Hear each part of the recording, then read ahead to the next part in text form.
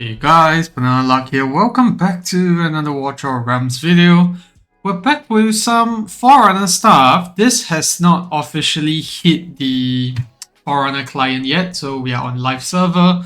But in a bit, I'm just gonna pull up the patch notes that came from Discord, which is gonna have an update hitting Forerunner in the next 2 days.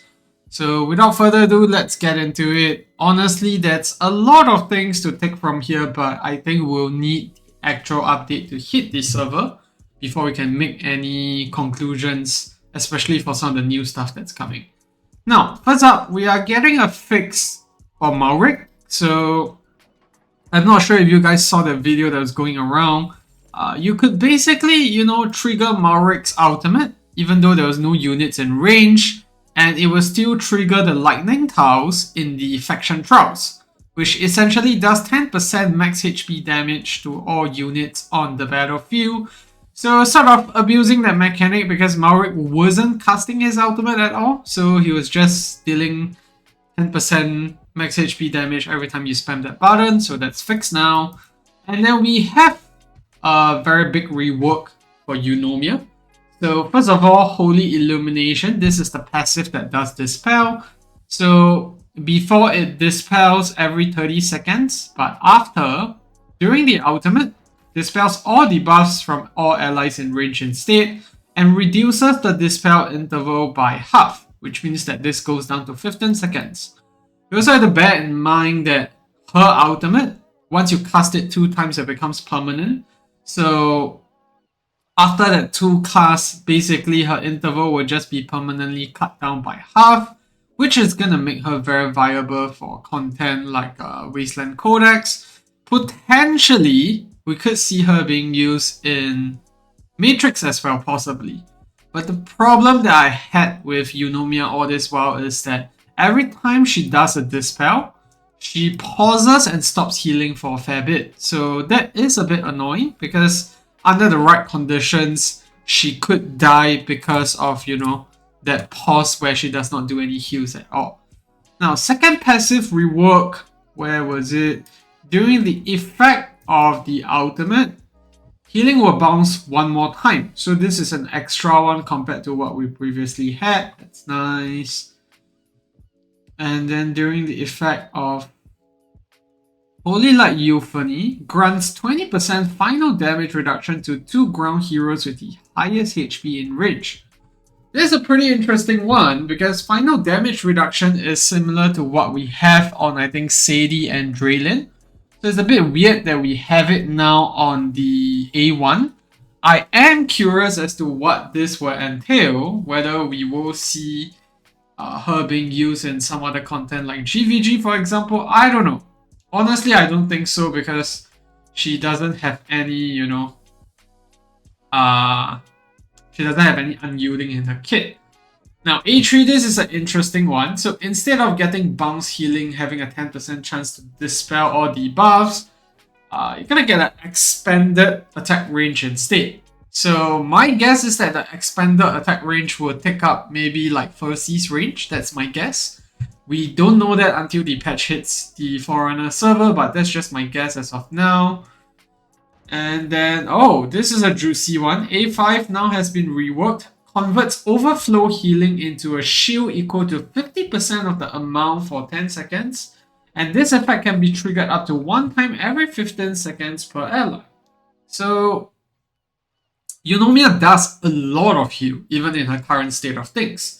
Now, A5 is just going to make her pretty insane in the sense that she's going to have quite a bit of heals coming out and then also a shield to top it all off. So, very nice reworks overall. A3 is a bit unattainable. I do have her at A1, so it'll be interesting to see where that where this 20% final damage reduction can come in handy. I can't think of any place at the moment, but yeah, let's see. Now, links, some minor reworks here. Increase the number of targets from, I think this is the ultimate, from 8 to 10. Duration 8 to 12 seconds. I think this is the icicle that she creates. attack has a trigger pursuit to all units inflicted with Winter's range or Winter's bite or freeze. Doesn't read like much if I can be honest, so I'm not gonna spend too much time on this, but I guess nice buff. Alright, now this is a juicy one. Solcadens buff. So Lord Skill at that extra effect deals 40% extra damage to shielded targets. So I wonder if this Lord Skill is... Let me just pull up the main client for a second here. Solcadens. Okay. So let me bring it up back on the screen.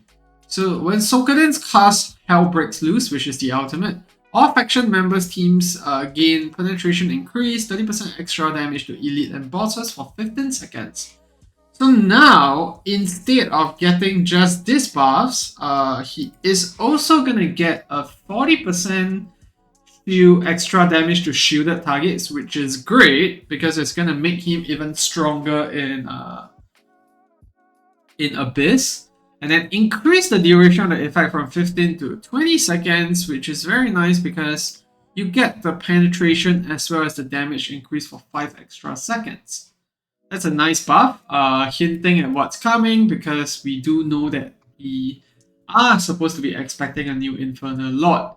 Now, that extra effect to Pyro Blitz, after hitting a target, the attack can bounce one time to the next target within a 2.5 tile radius, dealing 40% of the original damage. So just some extra damage, not really that helpful in boss content, but it does help out a bit in other bits of content. Sorry, when you want to use Solcadens and there's more than one target in range, maybe it'll help out in terms of making Infernal Trials a bit easier. But my guess is this is setting up for the new Infernal Lord that's coming. Alright, Burning Immunity effect enhanced when deployed in a Lord team of the same faction. Faction team members also gain this immunity, and the trigger chance for increased burning damage the enemy received is changed from 40 to 100%. Now, let's bring us back to the passive here, this one. So yeah, becomes immune to burning damage, so this is gonna go towards everyone now. And that's going to make Infernal Trials way easier. And whenever talent inflicts burning on targets, now there's going to be a 100% chance to increase the received burning damage by 20%. So very nice buffs incoming for Solcadens. Does not sound like much, but when you add all of these skills, when you add them all up together, it does seem like quite a big deal. The first one's going to make him even more viable in Abyss. Second one just adds a bit more damage in content where it's not just boss related. And then the third one just makes it way more reliable in terms of getting the increased burning damage, similar to what we have with Nestia with acute poisoning. Now, others added anti-air attack to some heroes, nothing much to look at there. And then Malrik's Illusion, modified the description for some of the attacks, Change Baron's Whirlwind damage to direct damage. Okay. Doesn't sound like much. And then Priestess of Rain will no longer cast skills for a long time. So it means that if they do any debuffs, perhaps they won't cast them for the entire fight. So you can just leave them be. And then add a new monster, Brood of Acheron, to Malrik's Illusion. A draconic creature that enters the frozen state for 30 seconds when attacked, reducing damage taken by 20%, and after a while it will flee, even if it's in a dormant state, and become immune to control and slow effects. So it sounds like this new unit might need new strategies to take care of it. It does sound like once they enter the frozen state, you have to kill them fast enough, otherwise they will flee, and when they become immune to control and slow effects, it means that, you know, it's going to be a bit hard to catch them. Now, on to the part that excites me the most. Add a new gear set, Undying Savage. When gaining a shield or receiving healing, max HP and damage increases, stacking up to 10 times. So I think this sounds a lot like a set that is meant for Adrian. Because with this set, you're gonna get 10% max HP as well as 40% increased damage. And then added several new exclusive gear items. I've checked. I can't see any of this on test or Forerunner server yet. You can now choose to buy huge stamina motions with gold in the black market purchase list. This is with the auto purchase list that was added last patch. So now you're going to be able to do so with the stamina potions that are bought with gold. Doesn't really change much. Cam skin feature is now online. And cam skin features for Pantheon and Dwarven associations are also unlocked. That's, I guess, extra aesthetics. Then added stage 23 to 30 for AMR and their corresponding stage loots. Now we don't have a glimpse of this just yet, but I am also very interested to see, will we get new currencies? So new type of forge for artifacts? Or are these new stages just going to increase the existing meteorites for the Wisdom and Titan Forge? Or are we going to get Gleamings as a part of it? All those we will only find out when it comes in. Now, new practice mode in Arena, this is the last one here. Commanders who have reached Platinum or higher can enter the practice mode where you can set your own attack and defense team to complete practice battles. Changes made to the defense team in the practice mode will not be synchronized to the Arena mode. So what this means is that we can now set up our own defense and then use our own offense to actually test against it. Now that's gonna make it slightly easier, I think, to set up offense, and also allow you to be able to see what your defense looks like, I guess. But it says here that the changes made to defense will not be synchronized. I wonder if this is a option, like you can implement your defense into, or does it just mean that it's not automatically synchronized? I don't know, but it's a small patch, not much. We get some buffs from Eunomia, so as Solcadens. And I think most importantly, people are most excited probably about the new exclusive gear sets that are gonna come soon. So yeah, that's it for the patch notes. Let me know what you're most excited about in the comment section below.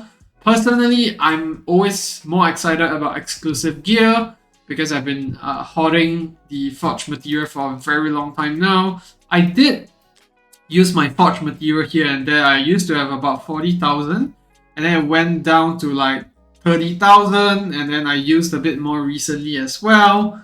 And then now we're back here again. So yeah, it's still quite a hefty chunk. And yeah, I am excited for what's to come. And hopefully AMR brings us some new stuff.